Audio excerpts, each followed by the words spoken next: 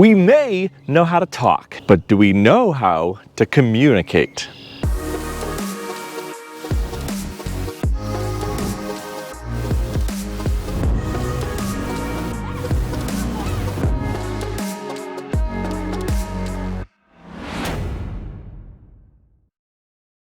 I'm Andrew, I'm the Flannel Philosopher, and I would love to talk about communication.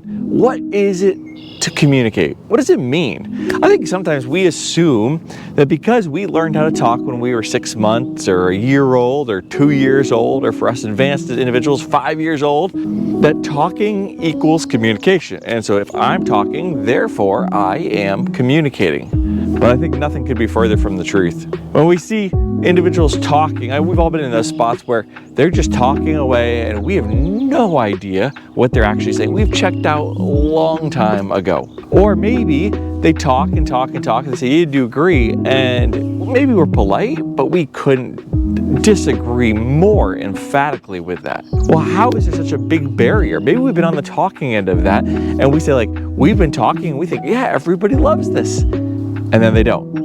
Well, in those moments, what we realize is there's a big difference between talking and communicating. See, communicating is a back and forth. It's an exchange. I might say talking may be similar to I'm throwing rocks into a pond behind me. I throw it, it never comes back. It may make a splash or a ripple, but it doesn't come back. That's talking. Communicating is when you're playing catch. You're throwing a football, you're tossing a frisbee. You throw it to the other person, they catch it, and then they throw it back to you. And it's back and forth. There's a connection implied in communication that is not implied in talking. I think it's so important that we learn not just to talk, but to communicate. Our relationships depend on great communication. We need to be people who are good at communicating. Now, this will never happen if we don't first value communication. It is a skill that takes work and practice and thought and effort and even failure at times. But if we're going to get good at communicating, we need to value it. We also need to treat it like it's a skill. It's going to take practice. We don't graduate from 6th grade or 12th grade or college or the school of communication and we are good for the rest of our life. No, it takes practice. There's things that we continually learn about how to communicate better. And my hope is that this series will help us do that.